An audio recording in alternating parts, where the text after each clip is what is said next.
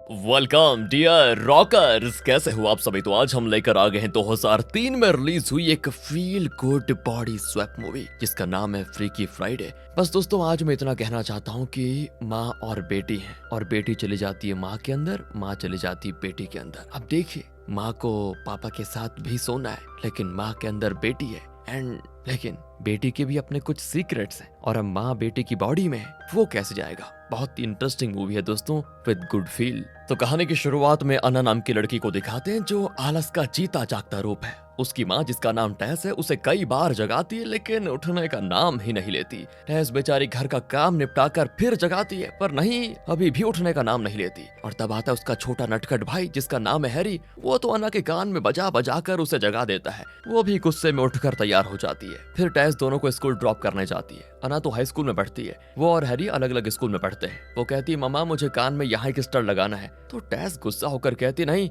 एक कान में स्टड काफी है। वो कार में भी पैर ऊपर रखकर बैठी होती है। बताओ, इस पर भी उसे टैस की डांट पड़ती है कि ये कैसी बदतमीजी पाल कर रखी हुई है तुमने, ढंग से बैठो। क्या स्कूल में भी ऐसे ही बैठती हो? और क्योंकि अन्ना ही हमेशा मम्मी की डांट खाती है तो हैरी बड़े मजे लेता है और उसको चिढ़ाता रहता है। दोनों भाइयों की बिल्कुल नहीं बनती और एक दूसरे को तंग करने से दोनों ही बाज नहीं आते।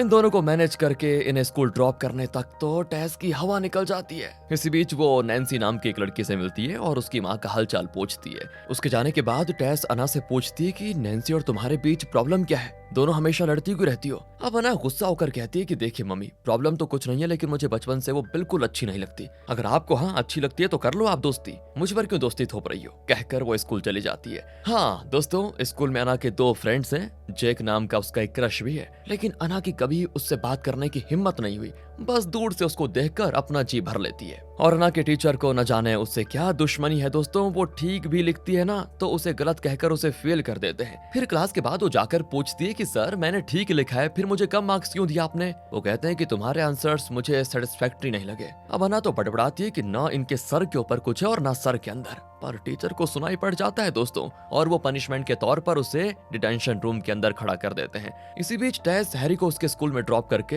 हेडफोन पर किसी से बात कर रही होती है। असल में दोस्तों टैस एक थेरेपिस्ट है, उसके पास सिर्फ फोन ही नहीं ढेर सारे पेपर्स भी हैं। इन सभी को चेक करते हुए वो गलत रास्ता ले लेती है और स्पाइक्स पर चढ़ जाती है। इस तरह काम में बिजी रहती है, देखा आपने। फिर वो अपने एक पेशेंट से मिलने जाती है जो कि लाइफ में बहुत ही डिप्रेस्ड है। उससे बात करके उसे हिम्मत देना और उसे नॉर्मल लाइफ में वापस लाना ही टैस का काम है। अब यहाँ स्कूल में पीटी पीरियड होता है जिसमें नैन्सी जानबूझकर अन्ना पर बॉल फेंककर उसे गिरा देती है। अन्ना को बड़ा गुस्सा आता है और जब बॉल उसके हाथ में आता है ना तो बदला लेने के लिए वो भी नैन्सी पर जोर से बॉल फेंकती है। लेकिन यार अन्ना का बैड लक दोस्तों इतना खराब है कि जब नैन्सी ने मारा था तब टीचर ने नहीं देखा, लेकिन जब अन्ना मारती है तो टीचर देख लेती है और फिर एक बार अन्ना को डिटेंशन रूम में भेज देती है। स्कूल के बाद जेक अन्ना से पूछता है क्या मैं तुम्हें अपनी बाइक में घर ड्रॉप कर दूं, आ जाओ। अब क्या है कि अन्ना उसके साथ बाइक में जाना तो बहुत चाहती है लेकिन डरती है कि अगर किसी ने देख लिया और मम्मी को बता दिया तो बहुत बड़ी प्रॉब्लम हो जाएगी, इसलिए वो बाहरी मन से मना कर देती है। लेकिन उसे जेक से बात करते देखकर टीचर एडवाइस करने लग जाती है कि देखो ये उम्र बॉयफ्रेंड के साथ घूमने की नहीं है, अपनी पढ़ाई पे ध्यान दो।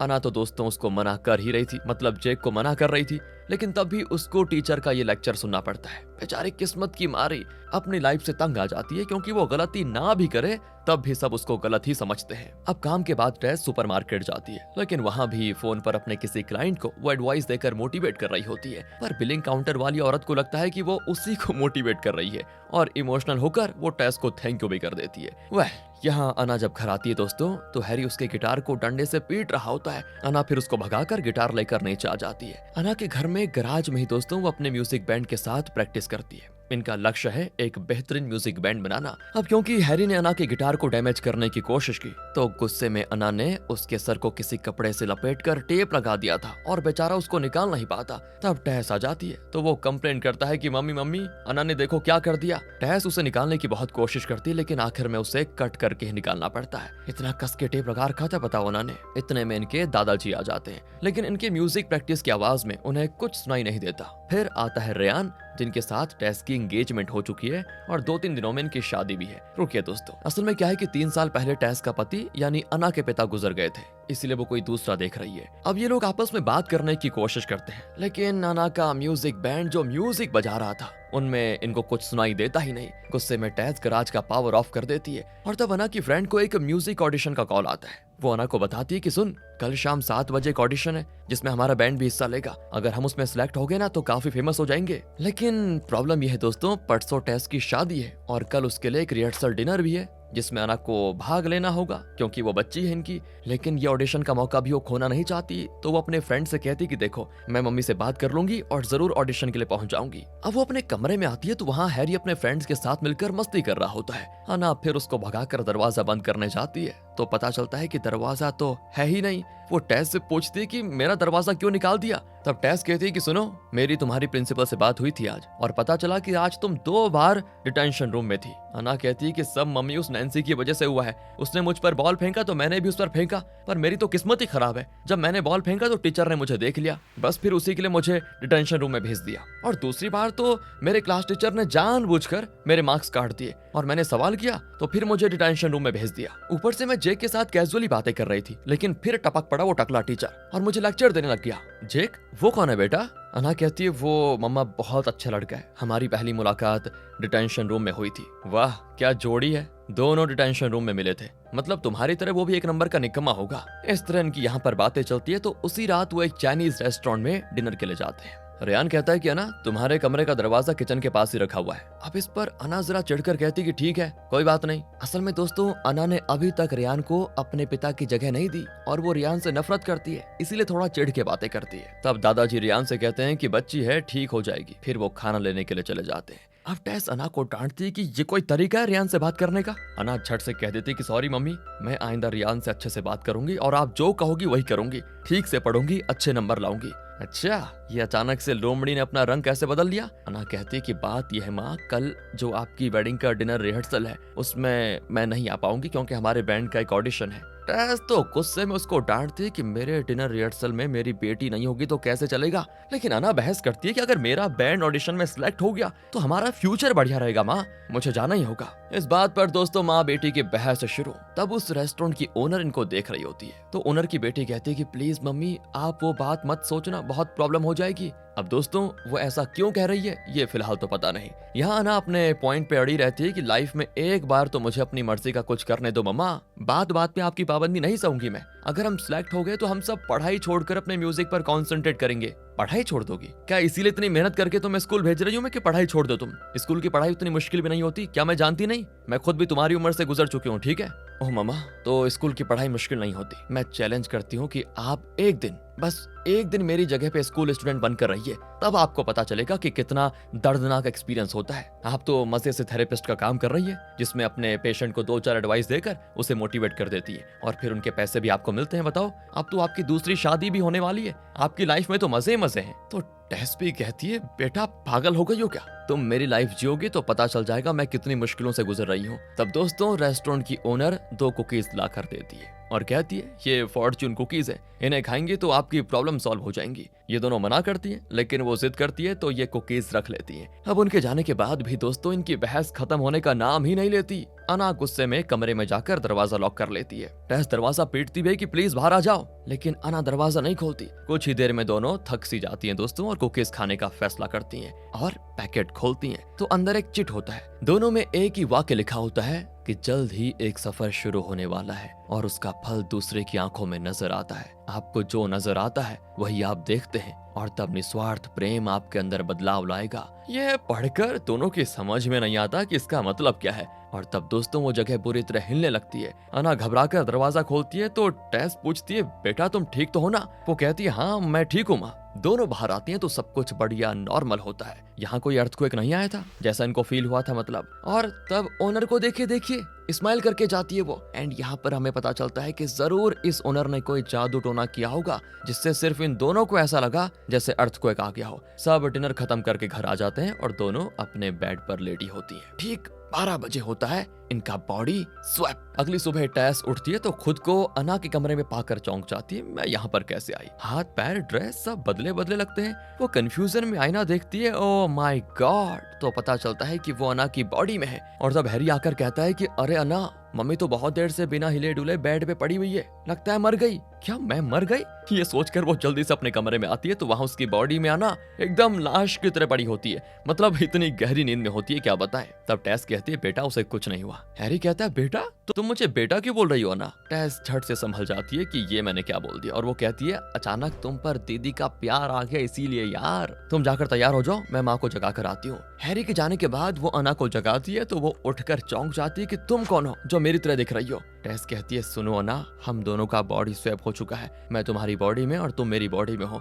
दोनों के कुछ समझ में नहीं आता कि ये कैसे हो गया। चलो एक काम करते हैं, दोनों एक दूसरे को टक्कर मारते हैं, शायद हमारी बॉडीज वापस स्वैप हो जाए। कहकर दोनों ये मेथड भी ट्राई करती हैं, लेकिन एक दूसरे से टकरा कर गिर जाती हैं। आवाज को सुनकर हैरी आ जाता है तो दोनों बहाना करती हैं कि हम डांस कर रही है। फिर अना दोस्तों जो टेस की बॉडी में है वो एज यूजुअल हैरी को डराने लग जाती है, तो वो बेचारा तो भाग जाता है कि पता नहीं मम्मी अना की तरह क्यों बिहेव कर रही है आज। तो तब टेस अना को वार्न करती है कि बेटा अब तुम मेरी बॉडी में हो, इसलिए जरा अच्छे से पेश आओ, समझी? इस तरह उस बच्चे को डराओगी तो वो मुझे गलत समझेगा। खैर पता नहीं अब इस प्रॉब्लम का सोल्यूशन क्या है। दोनों चुपके से नीचे आती हैं तो वहाँ पर हैरी और दादाजी बैठकर नाश्ता कर रहे होते हैं। हैरी उनसे कुछ मांगता है लेकिन दादाजी को ठीक से सुनाई देता ही नहीं, तो वो टेबल हिलाने लग जाता है। अब दादाजी तो डर कर भाग जाते हैं कि यहाँ पर अर्थक्वेक आ गया है। तब जाकर माँ बेटी को याद आता है कि कल उस रेस्टोरेंट में अर्थक्वेक आया था जो कि सिर्फ हम दोनों को फील हुआ। अब इतने में रियान आ जाता है तो अना की बॉडी में टेस कहती है आओ आओ हमारे साथ नाश्ता करो। रियान तो हैरान हो जाता है कि जो हमेशा उसके साथ इतनी चिड़चिड़ी रहती थी आज इतने प्यार से कैसे बुला रही है। और अब अना की बॉडी में टेस अना को समझाती है कि बेटा तुम टेस हो फिलहाल के लिए, इसलिए रियान से मेरी तरह बात करो और नॉर्मल रहो। टेस की बॉडी में अना रियान से कहती है हेलो हनी, कैसे हो तुम? अब दोस्तों एक तो अना रियान को पसंद नहीं करती, ऊपर से अना के हिसाब से वो ठहरा बूढ़ा, तो उसे रियान को हनी कहना बड़ा अजीब लगता है। तो अब अना की बॉडी में टेस कहती है देखो जब तक हमारी अपनी अपनी बॉडीज में वापसी नहीं हो जाती तब तक हमें एक दूसरे का किरदार निभाना होगा। वैसे उस रेस्टोरेंट की ओनर ही इस मुसीबत की जड़ है, क्योंकि शायद उसी कुकीज से हमारी अदला बदली हुई है। जरूर कोई जादू टोना किया उसने, उस बूढ़ी ने। लेकिन आज अना का क्लास टेस्ट है जिसके लिए अना की बॉडी में टेस को स्कूल जाना पड़ेगा, और टेस का एक इम्पोर्टेंट पेशेंट है जो कि बहुत ही डिप्रेशन में है। अगर टेस आज उसको देखने नहीं गई तो बेचारा अपनी जान ले सकता है। टेस तो कहती है मैं तुम्हारा टेस्ट आसानी से दे दूंगी बेटा, लेकिन तुम्हें भी मेरे उस पेशेंट को थेरेपी सेशन देना पड़ेगा, उसका नाम एवन है। पर टेस की बॉडी में अना कहती है मैं किसी बूढ़े की बेबी सिटर नहीं बनूंगी मम्मी, वो मरे तो मरे मुझे क्या।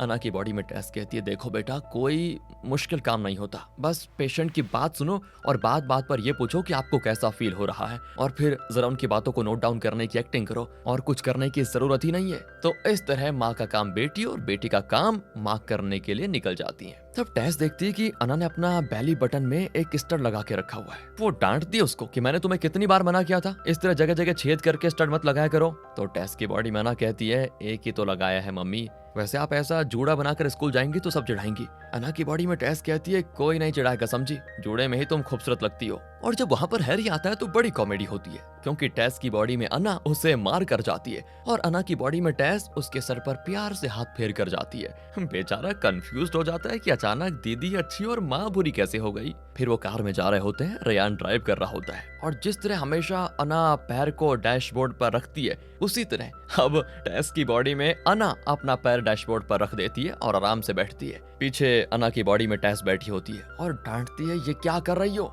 अब हैरी तो दोस्तों अना समझकर उसको तंग कर रहा होता है, तो टेस उस पर भी चिल्ला देती है कि 2 मिनट चुप नहीं रह सकते क्या। तब टेस की बॉडी में अना कहती देखा देखा अब पता चला, जब मैं चुप भी रहती थी ना तो इसी तरह ये मुझे गुस्सा दिलाता था छेड़कर, आपका ये लाडला बेटा ही सारी चीजें करता है। अब रियान और हैरी कंफ्यूज हो जाते हैं कि माँ बेटी की तरह और बेटी माँ की तरह क्यों बात कर रही है। फिर भी रियान टेस की बॉडी में अना से कहता है कल हमारी शादी है हनी, आज के बाद तुम सिंगल पेरेंट नहीं रहोगी। इस तरह वो खुशी से कह रहा होता है और अना की बॉडी में टेस पीछे से इशारा करती है कि अरे चुप क्यों बैठी हो, प्यार के 2-3 शब्द बोल दो उसको। तो टेस की बॉडी में अना कहती है हाँ डार्लिंग एक ही दिन बचा है, फिर मजा आएगा। मेरे पति को मरे हुए सिर्फ 3 साल गुजरे हैं और इतनी जल्दी मैं दूसरी शादी करने वाली हूँ। इतनी जल्दी भूल गई देखो मैं अपने पहले पति को। देखा दोस्तों, इस तरह टेस की बॉडी में अना अपने दिल की बात कहने लगती है। अब इससे पहले कि अना अपनी बात पूरी करके रियान को और कंफ्यूज करती, अना की बॉडी में टेस चिल्ला देती है कि गाड़ी रोको। फिर वो अना को अलग ले जाकर कहती है, मेरी बॉडी में रहकर तुम अपने दिल की बात बोलोगी तो मुझसे बुरा कोई नहीं होगा, समझी? कायदे में रहकर ही बोलना। बेचारे रियान का दिल क्यों दुखाना चाहती हो? खैर, तुम मेरे उस पेशेंट एवन के साथ ठीक से पेश आना, समझी? अन्ना चिल्ला देती है कि ओके मम्मी। देखने में बड़ा अजीब लगता है, जैसे कि बेटी डांट रही है और माँ उसकी डांट खा रही है। और तब जेक अपनी बाइक में आता है तो अना कहती, मम्मी वही तो है मेरा क्रश। क्या ये तुम्हारा क्रश है? ये तो उम्र में तुमसे बहुत बड़ा लगता है। पर दोस्तों वो पास आता है तो अना की बॉडी में टेस बहुत ही चिढ़कर कहती है, ये है मेरी मम्मी। तो टेस की बॉडी में अना बत्ती सी दिखाकर बात करती है। तो टेस कहती है, दांत बहुत दिखा लिया, अब जाओ यहाँ से। वो कहती है, ठीक है मम्मी, पर प्लीज मेरे क्रश से ठीक से बात करना, हमारा ब्रेकअप मत करवा देना। इस तरह माँ को वॉर्न करके वो चली जाती है। फिर अना की बॉडी में टेस कहती है, देखो बेटा जेक। और वो चौंक जाता है, क्या मैं तुम्हें बेटा लगता हूँ? ओ सॉरी। देखो जैक, मुझे तुम्हारा हेयर स्टाइल, ड्रेसिंग सेंस कुछ भी ठीक नहीं लगता, दिखने में एक नंबर की टपोरी लगते हो। अब दोस्तों, क्योंकि टेस एक मैच्योर औरत है, लेकिन टीनेजर्स के स्टाइल, उनकी फीलिंग्स वगैरह वो नहीं समझ पाती, इसीलिए वो इस तरह उसको एडवाइस देने लगती है और कहती है, तुम मुझसे उम्र में बड़े हो और मुझे तुम पर वो फील नहीं आता। मुझे तो अपनी पढ़ाई में फोकस करना है, इसलिए बेहतर होगा कि तुम मुझसे अक्सर मत मिला करो। देखा दोस्तों, इस तरह पहली मुलाकात में वो अपनी बेटी के प्रेम कहानी का दी एंड करना चाहती है। फिर नैन्सी आती है तो अना की बॉडी में टेस उसकी और अना की सुलह करवाने के लिए खुद उससे बात करने जाती है, पर वो शैतान तो उसे हक करने के बहाने उसका शर्ट ऊपर करके उसे नीचे धकेल देती है। तब उसकी फ्रेंड्स आती है और वो कहते हैं कि आज उस नैन्सी से भिड़ना पड़ेगा, हमें अपनी पावर दिखानी होगी। पर अना की बॉडी में टेस कहती, नहीं, हमें वॉयलेंट नहीं होना, मैं उसकी माँ से शिकायत करूंगी, देखती हूँ क्या होगा फिर। और वो चौंक जाते हैं कि अना जो बात बात पे मारपीट पे उतर आती है, वो इतनी सॉफ्ट कैसे हो गई? वैसे जेक तुम्हारे आगे पीछे घूमता रहता है, उसके साथ डेट पे कब जा रही हो तुम? वो कहती, नहीं, मुझे डेटिंग में इंटरेस्ट नहीं है, मुझे तो अच्छे से पढ़ना लिखना है, बस कुछ करना है जिंदगी में। तुम लोग भी पढ़ाई पे ध्यान दो और अपना फ्यूचर बनाओ, समझे? इस तरह वो आंटी की तरह एडवाइस देकर चली जाती है। ये लोग भी कंफ्यूज हो जाते हैं कि इसे हो क्या गया। और यहाँ हैरी को स्कूल में ड्रॉप करने के बाद रियान टेस की बॉडी में अना को किस करने वाला होता है, तो वो ये बहाना करके बच निकलती कि प्लीज आज नहीं, क्योंकि मेरे मुंह में फोड़ा हो रखा है। फिर टेस की बॉडी में अना अपनी माँ का क्रेडिट कार्ड वगैरह निकाल कर अपने टीनेज के हिसाब से ड्रेस खरीद कर पहनती है और अजीब सा हेयर स्टाइल कर लेती है। सब उसे किसी अजूबे की तरह देख रहे होते हैं। इतने में टेस के बैग से कई फोन्स और पेपर्स रिंग करते हैं। फोन रिंग करते हैं तो वो बौखलाकर टेस के ऑफिस पहुंच जाती है तो वहाँ के फोन्स भी लगातार रिंग कर रहे होते हैं। उसकी समझ में नहीं आता कि मम्मी एक ही टाइम पे इतने फोन्स, कॉल्स, इतने पेशेंट्स को कैसे मैनेज करती होगी। इतने में एक आदमी किसी फाइल पर उसका साइन लेने आता है तो उसे पता चलता है कि मम्मी की नजर थोड़ी कमजोर है, लेकिन इतने दिन वो किसी तरह मैनेज कर रही थी। अना को कुछ हद तक अब अपनी माँ की प्रॉब्लम समझ में आ जाती है। फिर वहाँ माँ का पेशेंट एवन आता है, पर अना उसे गलती से केविन कह देती है, जो उसे थोड़ा गुस्सा भी दिला देता है। फिर फोन रिंग करता है तो वो पूछता है, आप फोन नहीं उठाएंगी क्या? तो वो कहती है, उसे रिंग करने दो, फिलहाल आपका सेशन करते हैं। वो पूछता है, आपने वादा किया था कि शादी के बाद जब आप हनीमून पर जाएंगी तब भी आप फोन के जरिए मुझे थेरेपी सेशन देंगी, तो क्या वो झूठ है? इस तरह वो और टेंशन हो जाता है। तो टेस की बॉडी में अना कहती है, ओके, कूल डाउन, मैं फोन उठा लेती हूँ। वो फोन उठाती है तो शादी के लिए कोई कैटरिंग सर्विस वाले कॉल कर रहे होते हैं। वो कहती, क्या $10,000? इतना महंगा कैटरिंग सर्विस मुझे नहीं चाहिए। इसी बीच एवन तो जैसे उनकी बातें सुनकर बेहोश ही होने वाला था दोस्तों। दूसरी ओर अना की बॉडी में टेस स्कूल जाती है तो उसे टीचर का मुंह देखा देखा सा लगता है। फिर टीचर सबसे क्वेश्चन पूछता है। अना की बारी आती है तो अना की बॉडी में टेस बढ़िया आंसर भी कर देती है। फिर भी वो टीचर अना को इग्नोर करता है दोस्तों, उसे अच्छे मार्क्स नहीं देता। उसकी समझ में नहीं आता कि इस आदमी को मेरी बेटी से दुश्मनी क्या है भाई। तब उसे याद आता है कि अना ने उसे कई बार इस बारे में बताया भी था। अब दोस्तों वो अपनी बेटी की समस्या को कुछ हद तक समझ पाती है और यहाँ टेस की बॉडी में अना हर पेशेंट की बात सुनकर बस एक ही सवाल करती है कि आपको कैसा फील हो रहा है। पेशेंट्स को भी जरा हैरानी होती है कि जो औरत रोज कितनी एडवाइस देती थी और कितना सॉफ्ट बात करती थी, वो आज एक दो शब्द ही क्यों बोल रही है। एक औरत जो काफी परेशान लगती है दोस्तों, वो बताती है कि उसकी परेशानी का कारण यह है कि उसने अपनी बेटी की डायरी पढ़ी थी और उसे पता चला कि उसकी बेटी का एक बॉयफ्रेंड है। इस पर टेस की बॉडी में अना चिल्ला देती है कि आपने अपनी बेटी की डायरी क्यों पढ़ी? क्या उसकी कोई पर्सनल लाइफ नहीं हो सकती? देखिए, उसमें आपको झांकने की जरूरत ही नहीं है। वो औरत तो चौंक जाती है कि ये थेरेपिस्ट है या क्या है, इसको तो खुद थेरेपी की जरूरत है। यहाँ क्लास में जब सभी चले जाते हैं तब जाकर अना की बॉडी में टेस को याद आता है कि इस टीचर को अना से दुश्मनी क्या है। दरअसल दोस्तों ये टीचर और टेस एक ही कॉलेज में पढ़ते थे। उस वक्त टीचर को टेस से एक तरफा प्यार था, लेकिन टेस ने उसके प्यार को ठुकरा दिया और वही खुन्नस वो अना पर निकाल रहा है। वो सीधे टीचर से कह देती है, देखिए सर,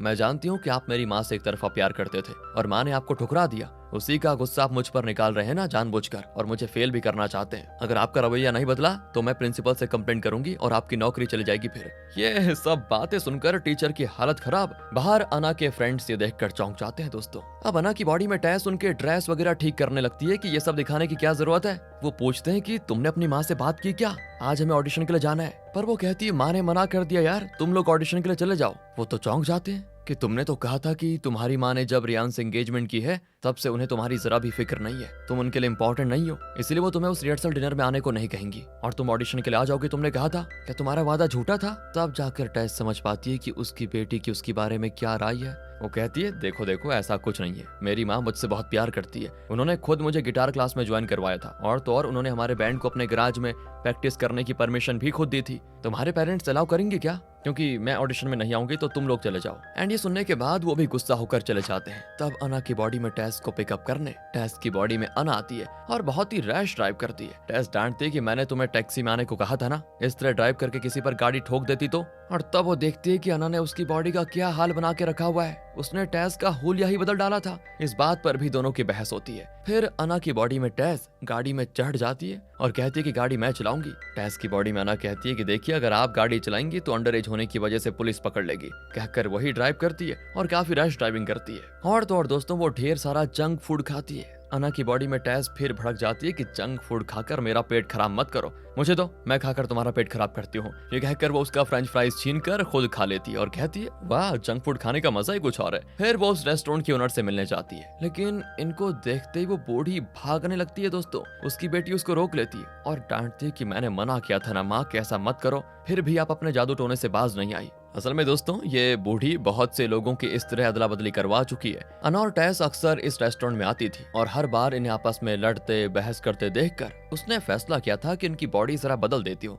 तब जाकर दोनों को एक दूसरे की प्रॉब्लम समझ में आएंगी। फिर वो अपनी बेटी को चाइनीज में कुछ बताकर चली जाती है। बेटी बताती है, कल आपकी शादी है ना, आपका वापस अपनी बॉडी में लौटना आपके हाथों में है, इस समस्या का समाधान भी आपको अपने अंदर ही ढूंढना है। टेस पूछती है, तो क्या तुम कुछ नहीं कर सकती? वो कहती, नहीं, मैं बस एक काम कर सकती हूँ, कल आपकी शादी के लिए कैटरिंग सर्विस कर सकती हूँ और वो भी अच्छे डिस्काउंटेड रेट पर। अरे यहाँ जान पे जान बनाई है और तुम्हें डिस्काउंट की सूझ रही है? नहीं चाहिए तुम्हारी कैटरिंग सर्विस, मैं पहले किसी दूसरे कैटरिंग सर्विस को बुक कर चुकी हूँ। पर तब टेस की बॉडी मना कहती है, नहीं मम्मा, मैंने उस कैटरिंग को कैंसिल कर दिया है, वो लोग $10,000 मांग रहे थे, ये चाइनीज हमें 10% का डिस्काउंट देंगी, हम इसी को ले लेते हैं। और कोई रास्ता न पाकर दोनों उसे बुक करके बाहर आती हैं तो टेस की बॉडी में आना रोती है कि अब तक लाइफ में मैंने कुछ देखा ही नहीं, जवानी तक पहुंची भी नहीं, लेकिन मेरी एक बूढ़े से शादी होने वाली है, मैं शादी नहीं करूंगी मम्मा।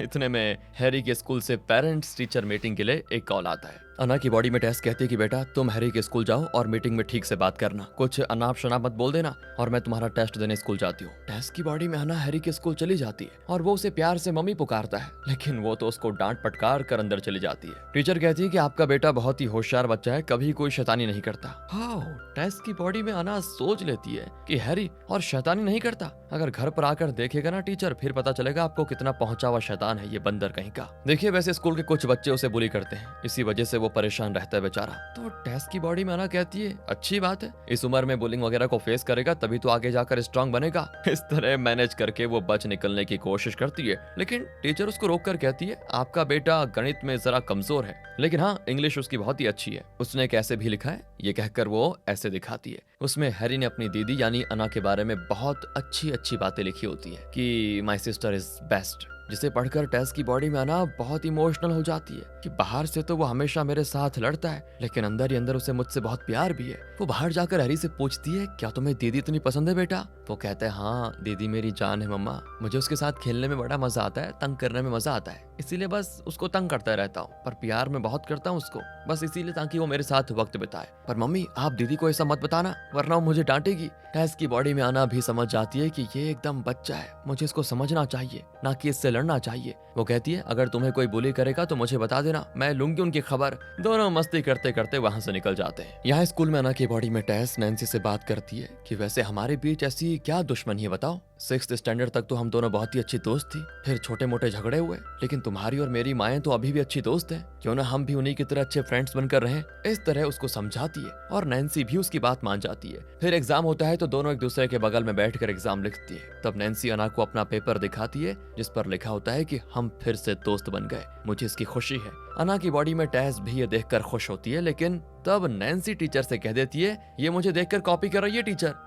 धोखा हो गया यार। फिर क्या था, अना की बॉडी में टेस को डिटेंशन रूम में डाल दिया जाता है। लगता है अभी तक नैन्सी की खुन्नस उतरी नहीं। वहाँ की इंचार्ज सो रही होती है तो वो चुपके से बाहर निकल आती है और तब जेक वहाँ पर आता है। तब पता चलता है कि जेक यहाँ का स्टूडेंट नहीं है बल्कि ऑफिस बॉय के तौर पर यहाँ पार्ट टाइम जॉब करता है। उस दिन जब अना ने कहा था ना कि वो पहली बार जेक से डिटेंशन रूम में मिली थी, तब टेस ने गलत समझा था कि जेक अच्छा लड़का नहीं है, लेकिन अब वो रियलाइज करती है कि जेक बहुत ही अच्छा लड़का है और अपने परिवार को सपोर्ट करने के लिए यहाँ पार्ट टाइम जॉब कर रहा है। अब वो जेक से अच्छे से बात भी करती है। वो कहता है कि टीचर ने तुम्हें एग्जाम लिखने नहीं दिया, लेकिन मैं तुम्हारी मदद कर सकता हूँ। कहकर वो उसे ऑफिस रूम में लेकर जाता है जहाँ सबके आंसर शीट्स रखे होते हैं। अना की बॉडी में टेस अपना आंसर शीट निकाल कर उसे पूरा कर देती है और तो और नैन्सी का आंसर शीट उठाकर उसके सारे आंसर्स कैंसिल कर देती है और लिखती है आई एम स्टूपिड। घर पर टेस की बॉडी में अना को रियान एक सरप्राइज देने की कोशिश करता है और इसके लिए वो किसी लाइव इंटरव्यू में चला जाता है। असल में टेस एक राइटर भी है दोस्तों और कुछ बुक्स भी लिखे हैं उसने,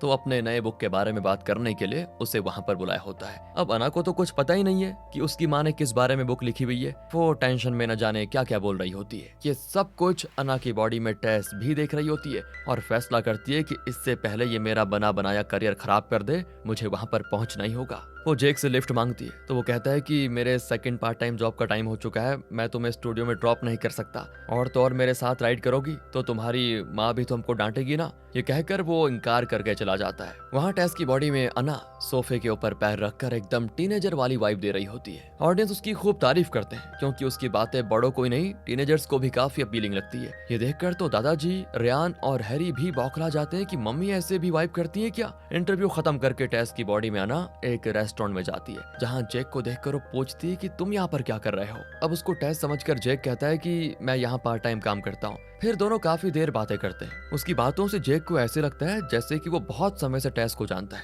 और वो इसीलिए क्योंकि वो है तो अना दोस्तों। खैर वो कहती है मेरी वेडिंग रिहर्सल का टाइम हो गया, मुझे जाना होगा। जेक कहता है कि आप चाहें तो मैं आपको वेन्यू पर ड्रॉप कर सकता हूँ। अना तो भूल ही जाती है कि वो अपनी माँ की बॉडी में है और मस्त उसके कंधे पर सर रखकर राइड करती है। तब रियान देख लेता है और सोचता है कि ये इस लड़के के साथ कहाँ जा रही है। उसे जरा शक भी हो जाता है। घूम फिर कर जब टेस की बॉडी में अना घर आती है तो अना की बॉडी में टेस उसे खूब डांटती है। दादाजी और हैरी कंफ्यूज हो जाते हैं कि बेटी माँ को क्यों डांट रही है, ये चल क्या रहा है। अना की बॉडी में टेस कहती है कुछ नहीं दादाजी, एक थेरेपी के लिए मैं और मम्मी रिहर्सल कर रही है जिसमें मैं मम्मी की तरह और मम्मी मेरी तरह बात करेंगी।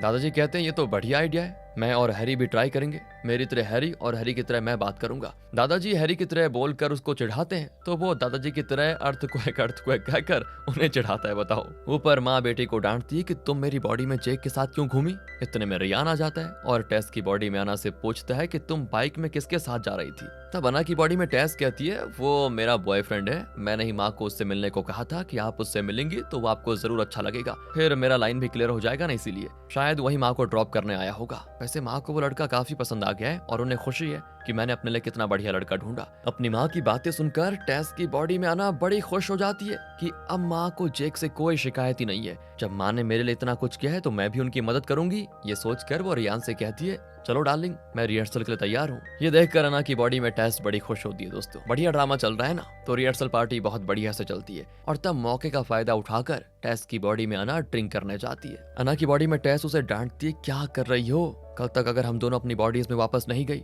तो तुम्हारी शादी हो जाएगी रियान से, उसका सोल्यूशन ढूंढो पहले। वो उस कुकी वाले कागज को देखती है कि आखिर इस पहेली का जवाब क्या होगा। पर इसी बीच अना के फ्रेंड्स अना की बॉडी में टेस का मुंह बंद करके बाहर उठाकर लेकर जाते हैं और कहते हैं कि प्लीज 20 मिनट का ऑडिशन है, कैसे भी करके तुम यहाँ से निकल कर आ जाओ। और जब अना की बॉडी में टेस इनकार करती है तो ये देखिए दोस्तों, वो उसे किडनैप करके ले जाने का फैसला कर लेते हैं। ये देखकर तो रियान के आदमी उन्हें पकड़कर टेस की बॉडी में अना के पास लेकर आते हैं। वो कहते हैं कि प्लीज आंटी जी, बस 20 मिनट के लिए अना को हमारे साथ भेज दीजिए, आज बहुत ही इंपॉर्टेंट ऑडिशन है। अना की बॉडी में टेस साफ इनकार कर देती है, लेकिन रियान कहता है अगर ये इतना इंपॉर्टेंट ऑडिशन है तो तुम लोग शौक से अना को लेकर जाओ, ये तो बस रिहर्सल के लिए है। इसके लिए अना को जो अपना टैलेंट दिखाने का मौका मिल रहा है उसे हम जाया क्यों करें। मैं तो चाहता हूँ कि मेरी बेटी सक्सेसफुल हो, वही करे जो उसको ठीक लगता है। हो ये सुनकर दोस्तों अना के फ्रेंड्स खुशी खुशी अना की बॉडी में टेस को ऑडिशन के लिए लेकर चले जाते हैं। और यहाँ टेस की बॉडी में अना समझ जाती है कि उसने भले रियान से नफरत की, उससे हमेशा चिढ़कर बातें की और उसे अपना स्टेप फादर समझा, लेकिन रियान दिल का बहुत ही अच्छा है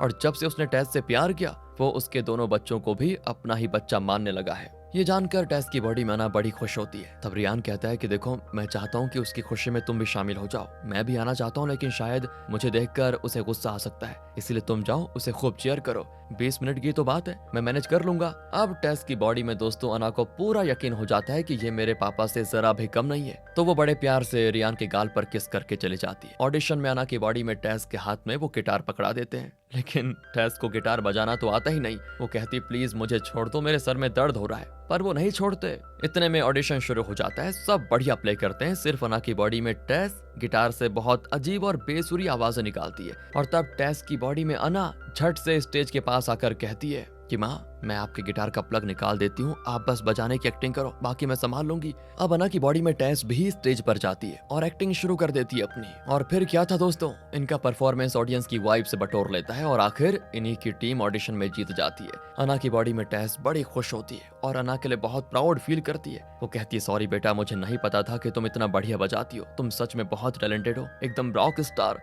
पर अब वेडिंग रिहर्सल के लिए देरी हो जाती है तो वो जल्दी वेडिंग वेन्यू पहुंच जाते हैं। अना की बॉडी में टेस कहती है देखो अना, मुझे नहीं लगता कि हम दोनों वापस अपनी बॉडीज में जा पाएंगे, इसलिए तुम रियान से कह दो कि हम शादी को कुछ दिन के लिए पोस्टपोन कर देते हैं। अगर वो सच में मुझसे प्यार करता है तो जरूर समझ जाएगा कि इसके पीछे कोई ना कोई वजह जरूर है। टेस की बॉडी में अना भी वहां जाकर सबके सामने कह देती है कि 3 साल पहले मेरे पति का देहांत हो गया था, जिससे मेरा पूरा परिवार टूट सा गया था। फिर वक्त के साथ साथ हम सब अपनी लाइफ को संभालने लगे और दोस्तों फिर सभी लोग टेस के स्वर्गवासी पति के साथ बिताए हुए पलों को याद करके इमोशनल हो जाते हैं। टेस की बॉडी में अना कहती है फिर मेरी मुलाकात रियान से हुई और हमारी मुलाकात के कुछ ही दिनों में मुझे एहसास हो गया कि रियान ही वो इंसान है जो मेरे लिए एक अच्छा पति, मेरे ससुर के लिए अच्छा बेटा और मेरे बच्चों के लिए एक अच्छा बाप बन सकता है। और मेरा फैसला बिल्कुल ठीक था, क्योंकि अब रियान हमारे परिवार का हिस्सा है और मेरा बेटा उसे बहुत पसंद करता है और अब तो मेरी बेटी भी उसको समझ चुकी है और उसे अपने पिता के रूप में स्वीकार करने के लिए तैयार है। ये सुनकर अना की बॉडी में टेस को बहुत खुशी होती है कि आखिर अना ने रियान को अपना पिता स्वीकार कर लिया। ये सब सुनकर रियान का दिल भर आता है और तब टेस की बॉडी में अना पूछने वाली होती है कि क्या हम इस शादी को कुछ दिनों के बाद रख लें, लेकिन इससे पहले वो पूछती वो जगह एकदम से हिलने लगती है। मतलब सिर्फ माँ और बेटी झटके को फील कर पाती है, बाकी लोग तो एकदम नॉर्मल बैठे होते हैं। और यहाँ पर टेस और अना वापस अपनी बॉडीज में आ जाती हैं। अब दोनों समझ जाती हैं कि जिस पल में दोनों ने एक दूसरे की जिंदगी को, एक दूसरे की प्रॉब्लम्स को समझा और एक दूसरे को सपोर्ट करने को तैयार हो गई, तब जाकर ये दोनों अपनी बॉडीज में लौट आई। यही था वो सोल्यूशन जो इन्हें खुद ढूंढना था। अब अना एक ड्रिंक लेकर पहली बार रियान को पापा कहती है और ये भी कहती है मैं इस परिवार में आपका स्वागत करती हूँ। रियान एक बार टेस से पूछ लेता है कि क्या सच में अना ने मुझे एक्सेप्ट कर लिया है। टेस कहती है हाँ, वो तो दिल से तुम्हें अपना पापा मान चुकी है। तो दोस्तों अगले दिन टेस और रियान की होती है शादी। माँ बेटी एक दूसरे को थैंक करती है और पिछली हरकतों के लिए एक दूसरे को सॉरी भी कह लेती है। तब जेक आता है तो टेस खुद अना से कहती है लो आ गया तुम्हारा बॉयफ्रेंड, जाओ उससे बातें करो। अना भी उसके पास जाती है और उसे प्रपोज कर देती है। दोनों मजे से डांस करते हैं। दूसरी ओर दादाजी हैरी से कहते हैं कि वो देखो वो लड़की तुम्हें देख रही है, जाओ जाओ उसके साथ डांस करो। हैरी कहता है नहीं मैं नहीं जाऊंगा। दादाजी कहते हैं इस तरह अपनी जवानी बर्बाद मत करो पोते, अगर मैं तुम्हारी उम्र का होता तो अभी तक न जाने कितनी गर्लफ्रेंड्स बना चुका होता। और तब उस रेस्टोरेंट की ओनर वही जादू टोने वाली बुढ़िया दोस्तों 2 फॉर्च्यून कुकीज लेकर इनकी ओर आती है। उसकी बेटी भागकर आ जाती है कि प्लीज उनके साथ ऐसा मत करो। अब इससे पहले कि दादाजी और हैरी कुकीज निकालते ओनर की बेटी झपट कर उनके कुकीज छीन लेती है। अगर वो लोग उसे खा लेते तो जरूर दादाजी और हैरी की बॉडी स्वैपिंग हो जाती और दादाजी को फिर स्कूल जाना पड़ जाता। कोई बात नहीं दोस्तों, फिर अन्ना और उसके फ्रेंड्स का एक बैंड कॉन्सर्ट होता है और सब खूब एंजॉय करते हैं। इसी हैप्पी मोमेंट के साथ ये मूवी यहाँ पर खत्म होती है। बाकी अब आप बताइए, आपने मजा किया कि नहीं? आपको स्टोरी कैसे लगी, एक्सप्लेनेशन कैसा लगा, बता दीजिए। मिलते हैं आपसे अगली वीडियो में। ध्यान रखिए अपना, बहुत जरूरी है। And finally thanks for watching.